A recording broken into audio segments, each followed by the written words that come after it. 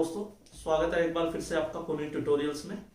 और आज हम डिस्कस करने वाले हैं SSC CGL tyre 2 paper analysis जो अभी हुआ है 2022 के अंदर।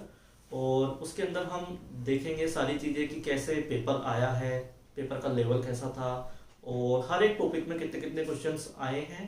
और हम ये भी देखने वाले हैं कि कितने अटेम्प्ट्स सेफ माने जाएंगे। और उसके बाद मैं आपको यहाँ पे 4 टिप्स भी देने वाला हूँ जो आपको इन फ्यूचर भी काम आने वाली है। पूरा हमारा वीडियो लास्ट तक जरूर देखिएगा। तो चलते हैं एक बार फिर से। हमारे सामने आपके सामने यहाँ पे मैंने पूरा एनालिसिस करके रखा हुआ है कौन से टॉपिक से कितने क्वेश्चंस आए हैं। तो सबसे पहले मैं पेपर के बारे में बताऊंगा कि एसएससी सीजीएल टायर 2 मैथ्स का जो पेपर था उसके अंदर पेपर अगर हम कहें तो वो लेंथी माना जाएगा, थोड़ा कैलकुलेटिव पेपर था। क्योंकि ऐसा कुछ नहीं था कि हम आपको ये नहीं पता हो कि ये क्वेश्चन कोई नए पैटर्न का आया हो। मतलब कोई भी पैटर्न नया नहीं था, सब पैटर्न पुराने ही थे। बस ये था कि पुराने प्रीवियस ईयर्स पेपर्स में थोड़ा सा कैलकुलेशन ऐड की गई है कि थोड़ा कैलकुलेटिव पेपर बनाया गया था। अगर हम देखें कि 10 से 12 क्वेश्चन ऐसे थे जिनकी कैलकुलेशन थोड़ी लेंथी थी, बाकी की नॉर्मल कैलकुलेशन थी। और इसलिए हम कह सकते हैं कि जो पेपर का जो लेवल था वो मॉडरेट से थोड़ा सा ज्यादा माना जाएगा। ठीक है। और उसके बाद मैं बताना चाहूंगा आपको कि सारे जो क्वेश्चंस थे वो सारे प्रीवियस ईयर्स क्वेश्चंस ही आए थे, बट थोड़ा सा डेटा चेंज करते हुए जो मॉडिफिकेशन किया है वो केवल डेटा के अंदर किया था। ठीक है। और इसके बाद मैं बताना चाहूंगा कि सबसे पहले ट्रिग्नोमेट्री हम ले लेते हैं। ट्रिग्नोमेट्री में लगभग 8 से 10 क्वेश्चन आए हैं। जैसे मेरा स्टूडेंट से बातचीत हुई है, सभी से मैंने फीडबैक लिया है और उसके बाद मैंने ये पूरा डिस्कशन तैयार किया है। ट्रिग्नोमेट्री के अंदर 8 से 10 क्वेश्चंस आए थे। और ट्रिग्नोमेट्री के अंदर देखा जाए तो ऐसे क्वेश्चंस नहीं थे कि वैल्यू पुट करी और आंसर आ जाएगा, क्योंकि पहले कुछ साल पहले तक ये पॉसिबल था कि वैल्यू पुट करके फटाफट आंसर आ जाया करता था। बट आजकल आपको बेसिक नॉलेज होनी जरूरी है। ठीक है। अगर बेसिक आपको पता है ट्रिग्नोमेट्री का पूरा स्टेप बाय स्टेप अगर आपने किया है तो आपको कंफर्म आंसर मिलेगा। ठीक है। और मैं मेरे सारे जो जितने भी वीडियो थे उसमें मैं आपको यही बताता हूँ। और हर क्वेश्चंस जो एग्जाम्स में आए हुए हैं वो सारे क्वेश्चंस मैं करवाता हूँ। उसके अंदर यही बताता हूँ कि बेसिक जो मेथड है वो भी मैं बताता हूँ और उसके बाद जो शॉर्ट ट्रिक है वो भी मैं बताता हूँ। तो बेसिक पे फोकस करना ज्यादा जरूरी है। जैसा मैं सभी वीडियोस में कहता आया हूँ, पेपर में भी देखो आप कि बेसिक ही काम आ रहा है। ठीक है। शॉर्ट ट्रिक्स कहीं भी जल्दी से काम नहीं आएगी, क्योंकि आजकल की पेपर है वो बेसिक्स थोड़ा चेक करते हैं कि बेसिक नॉलेज आपकी कितनी है। तो ट्रिग्नोमेट्री के बाद चलते हैं एलजेब्रा। एलजेब्रा के अंदर 4 से 5 क्वेश्चंस आए थे। उसके बाद चलते हैं हम जियोमेट्री के अंदर। तो जियोमेट्री के अंदर जो 10 से 12 क्वेश्चंस आए थे और काफी अच्छे लेवल की जियोमेट्री यहाँ पे आई थी, उसको हम कह सकते हैं। मैं फिर से ये कहूंगा कि जिसको बेसिक नॉलेज है जियोमेट्री के अंदर वो आराम से इन क्वेश्चंस को कर लेगा। अगर बेसिक नॉलेज नहीं है तो आपको थोड़ी डिफिकल्टी आ सकती है पेपर के अंदर। ठीक है। उसके बाद चलते हैं हम डीआई। डीआई के अंदर 9 से 10 क्वेश्चन आए थे। और उसके बाद है मेंसुरेशन। मेंसुरेशन के अंदर भी हमारे पास में 4 से 6 क्वेश्चंस आए हैं। और उसके अंदर भी बेसिकली आपको फोकस क्या करना होगा, कोन और सिलेंडर, क्योंकि मैक्सिमम क्वेश्चंस यहीं से आ रहे हैं। ठीक है। इस वाले पेपर में भी कोन और सिलेंडर से काफी क्वेश्चन थे। तो बेसिक आपको फोकस करना है कोन और सिलेंडर के अंदर। ठीक है। उसके बाद नंबर सिस्टम में लगभग 5 क्वेश्चन के आसपास नंबर सिस्टम में आए थे। सिंप्लीफिकेशन में भी 4 से 5 क्वेश्चन आए थे। उसके बाद हम देखते हैं प्रॉफिट लॉस और डिस्काउंट। ठीक है। इसमें से भी 5 से 7 क्वेश्चन आए हुए हैं। Percentage and average. ठीक है। तो परसेंटेज एवरेज से काफी ज्यादा पोर्शन लिया गया है। 8 से 10 क्वेश्चंस परसेंटेज एंड एवरेज से आए हुए हैं। ठीक है। तो काफी अच्छा पोर्शन है इसका भी। आगे चलते हैं टाइम एंड वर्क से लगभग 4 क्वेश्चन आए हैं। और सिंपल इंटरेस्ट कंपाउंड इंटरेस्ट से यहाँ पे हम देखेंगे तो 2 से 3 क्वेश्चन सिंपल इंटरेस्ट और कंपाउंड इंटरेस्ट से आए हैं। Time, speed and distance, boat and stream और ट्रेन वाले सभी टॉपिक को कंबाइन करके अगर हम देखें तो लगभग 8 क्वेश्चन इन सभी टॉपिक्स में से आए हैं। उसके बाद अगर हम देखें रेशियो एंड प्रोपोर्शन, तो रेशियो और प्रोपोर्शन से भी 2 से 3 क्वेश्चन आए हैं। पार्टनरशिप पे भी 2 से 3 क्वेश्चन आए हैं। अब हम देखें मिक्सचर, एलिगेशन, पार्टनरशिप और रेशियो, इसमें से भी लगभग 6 क्वेश्चन आए हैं। ठीक है। कुछ क्वेश्चन की डिटेल मेरे पास में है इन सब उसके अंदर, इन सब के टॉपिक्स के अंदर जो क्वेश्चन आए हैं। और उसके बाद में जो मिसलेनियस हम कह सकते हैं 2 से 3 क्वेश्चन मिसलेनियस के हम मान सकते हैं वो मिसलेनियस से आए हैं। तो ऐसे करके लगभग टोटल 100 क्वेश्चन के अराउंड ये हो रहे हैं। और इसमें से अगर मैं कहूं कि अगर आप 100 क्वेश्चंस में से देखते हो तो 80 प्लस अगर कोई स्टूडेंट करके आया है क्वेश्चंस तो उसको मैं सेफ स्कोर मानता हूं, क्योंकि लेंथी और थोड़ा कैलकुलेटिव पेपर था। तो हम नहीं कह सकते कि ज्यादा क्वेश्चंस मैक्सिमम लोग अटेम्प्ट कर पाए होंगे। तो इसलिए 80 प्लस अगर किसी ने किया है तो वो बिल्कुल सेफ है इस पेपर के अंदर। और जो 80 से कम है, डाउन है, तो होपलेस होने की जरूरत है नहीं। वो ये मैं सभी से रिक्वेस्ट यही करूंगा कि कुछ दिन रेस्ट कीजिए और वापस से अपने एम पे लग जाइए, क्योंकि देखो अभी जब तक रिजल्ट नहीं आता है, फाइनल ज्वाइनिंग लेटर आपके हाथ में नहीं आता है, तब तक आपको रुकना नहीं है, आपको मेहनत करते जाना है। और उसके बाद में अगर मैं कहूँ कि टिप्स जो मैं देने वाला हूँ, 4 टिप्स, वो ये है। सबसे फर्स्ट चीज है कि आपको हर टॉपिक का, ठीक है, हर टॉपिक का बेसिक और शॉर्ट ट्रिक दोनों आना चाहिए, ठीक है। बेसिक्स पे बहुत फोकस करता हूं मैं कि बेसिक्स के अलावा कुछ भी नहीं है। अगर आपको बेसिक्स आता है तो कोई भी क्वेश्चन, कैसा भी क्वेश्चन आ जाए, आप इजीली कर सकते हो, ठीक है।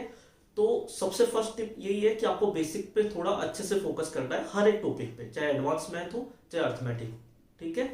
उसके बाद चलते हैं प्रीवियस ईयर की जो सेकंड टिप है कि जो प्रीवियस ईयर्स के जो क्वेश्चंस हैं उनको अच्छे से आपको प्रैक्टिस करनी है। और मैं ये नहीं कह रहा कि एक बार प्रैक्टिस करनी है, आपको बार बार उन क्वेश्चंस की प्रैक्टिस करनी ही करनी है, ठीक है। क्योंकि देखो पैटर्न सेम फॉलो हो रहा है, बस डेटा को चेंज किया जा रहा है।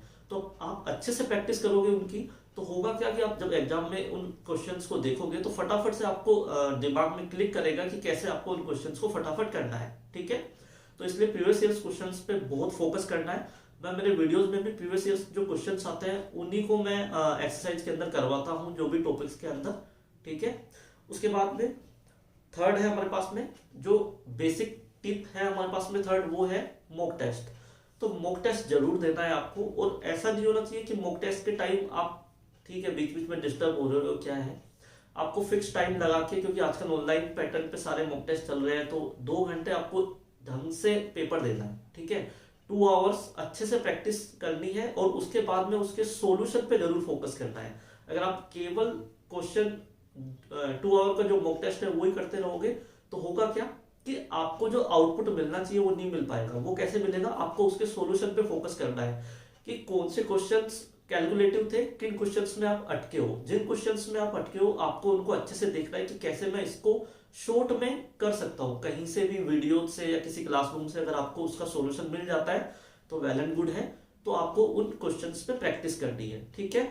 और सॉल्यूशन के अंदर आपको ये देखना है कि आपको जो मैं बेसिक अच्छी वाली जो टिप है वो ये है कि आप जो कैलकुलेटिव पोर्शन है उसको अगर आप इग्नोर कर सको एक बार तो इग्नोर कर सको। देखो होता क्या है, जब मैं पेपर देता था एसएससी सीजीएल, क्योंकि मैंने भी 3 बार क्रैक किया हुआ है, तो होता क्या था कि मैं मॉक टेस्ट के अंदर ये ही, देखो मैं ये नहीं कहता कि 100% आप श्योर हो जाओगे कि ये क्वेश्चन इजी है, या इजी का मतलब है कि जल्दी हो जाएगा, और ये क्वेश्चन थोड़ा टाइम लगाएगा। हम जल्दी सी, मतलब एक बार में देख के हम कह नहीं सकते। काफी क्वेश्चंस में आप देखते ही कह सकते हो कि हाँ ये थोड़ा जल्दी हो जाएगा, ठीक है। बट कुछ क्वेश्चंस ऐसे होते हैं जिनको देख के आप कह सकते हो कि हाँ यार इसमें थोड़ा टाइम लगेगा।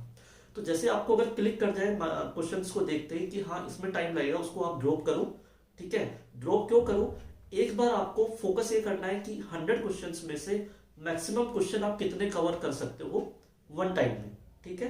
तो जो 2 तरह के क्वेश्चंस होंगे, एक तो आपको जल्दी क्लिक हो जाएगा कि इसमें टाइम लगेगा, उसको आप ड्रॉप कर सकते हो।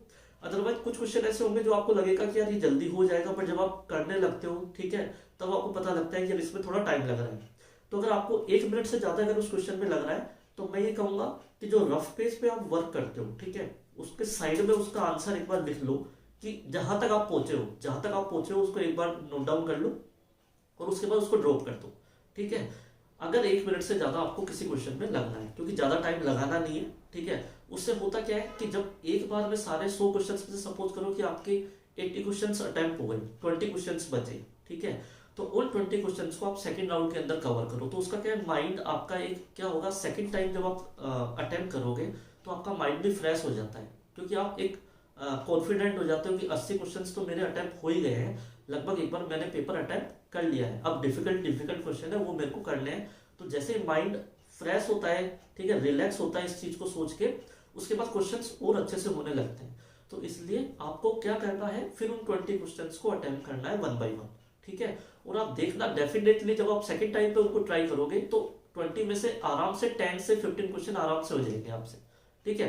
बाकी मैं ये नहीं कहता कि आपको 100 में से 100 अटेम्प्ट करने हैं, मैक्सिमम आप जितना अटेम्प्ट कर सकते हो, ठीक है, उतना अटेम्प्ट कीजिए और ये फोकस जरूर रखना है, ठीक है।